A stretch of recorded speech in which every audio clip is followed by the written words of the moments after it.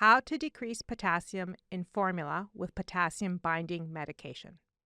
Gather your supplies: formula, containers, measuring tools, potassium-binding medication, such as Sulfonate or Kayexalate.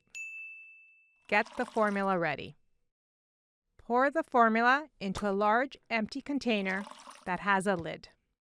Prepare the amount of potassium-binding powder medication ordered by the medical team.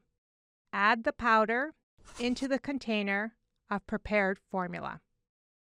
Close the lid and shake vigorously for 2 minutes. Then, store the container in the body of the refrigerator for 1 to 2 hours. During this time, the potassium in the formula will bind to the medication and form a precipitate. The precipitate, or thicker formula, will settle at the bottom of the container. Prepare another container to pour most of the formula into. Slowly pour the formula and leave the thickened formula or precipitate at the bottom of the original container.